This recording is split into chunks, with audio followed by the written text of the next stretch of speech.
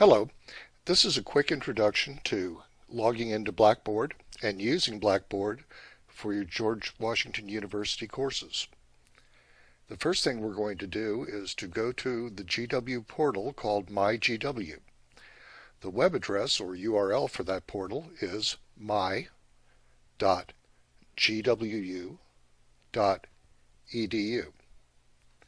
When you log into that portal, you'll see a screen that looks like this. You'll notice over in the left-hand side of that screen, there's a link that says Blackboard. So if you have a Windows machine, you'll left-click on that, or if you have a Mac, you'll click on that, and it's going to take you into a login screen.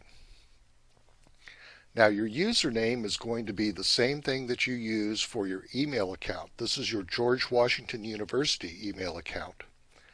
And your password will also be the same password that you use for your GWU email account. So you have to be sure that you have that information with you if you're a new student and you're not used to using your GW mail accounts. Once you've entered your username here and your password here, of course, you're going to press the login button. Once you've logged into Blackboard, and depending on how many courses you're taking, you're going to see a list that will have whatever courses are that are available to you. In this case, we're only showing one listing. It'll look something like this. You'll click on that listing, and that'll take you into the course itself. This is pretty much what Blackboard's going to look like when you log into it. This is the view that a faculty member gets. The student view will be a little bit different, but pretty much the same.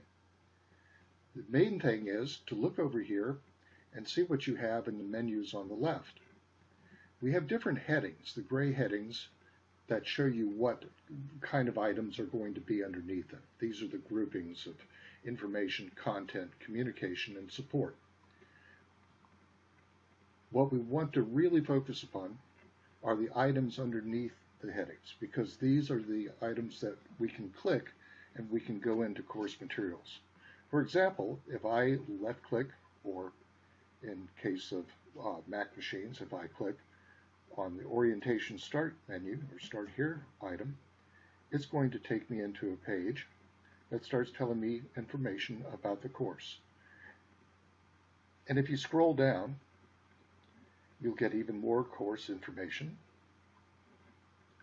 And in the case of some of these items, you might be able to click on this heading up here to get into even further material. None of these are clickable links that we're showing right at the moment, but they may be in some cases.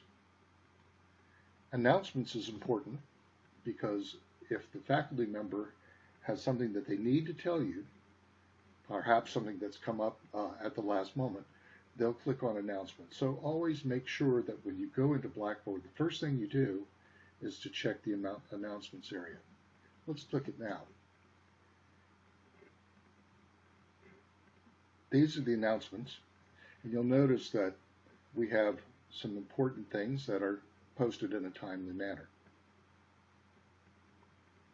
Moving further down our menu, we'll see that there's a link for OLL program information. If we click this, it will come open, and we're going to see that there's some videos here that have been prepared by your faculty for you to watch. Next is the syllabus. This is the important roadmap to what's going to happen in your courses. And here we have a picture of your instructor, Dr. Brown. We're going to not go through each item. We're just going to introduce what's happening in these different places. There's sessions. These are class sessions. There'll be assignment details. And again, you'll click on those to get more information. But let's take a look at discussion board, the discussion board guidelines.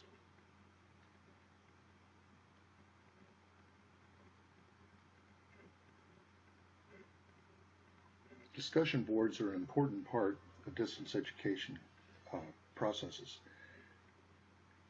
and we'll conduct those going down to the discussion board itself. Here we have some information about Blackboard participation and what your instructors expect of you. We go to the discussion board. we'll bring that up. It'll show us a little bit about what sort of things are going to happen. We have a section for questions and answers. There's an explanation here. Here's where it's important to note that these little topics in blue, these are the topic areas, are clickable.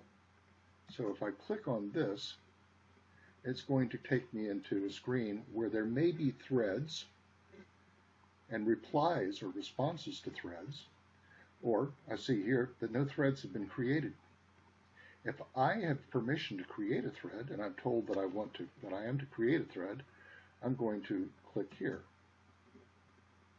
And this will give me an option to go in and put the subject line for the thread.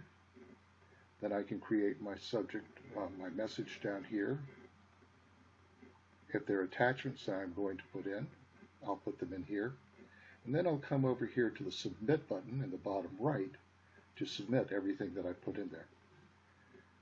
We're going to go back again. Let me go back to our discussion board main menu, and keep in mind that there are topics, and then there are threads within a topic, and in some cases you may be encouraged to start your own thread within a topic, and then there are replies to a thread.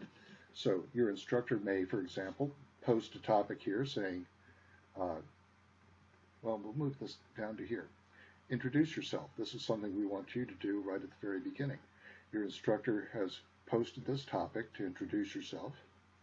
And when you go in here, after you've read these directions, you will create your own thread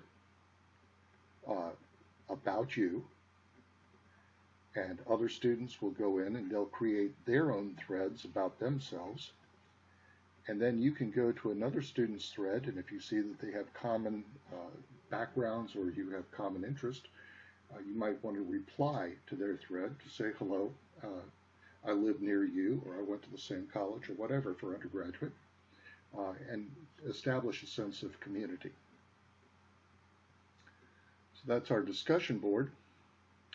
By the way, these items down here are faculty items. You won't be seeing those. Just focus on the ones that are in blue. So we have the video analysis topics. That's part of your course information. And then support. We have support services, we have tools, and a link for help.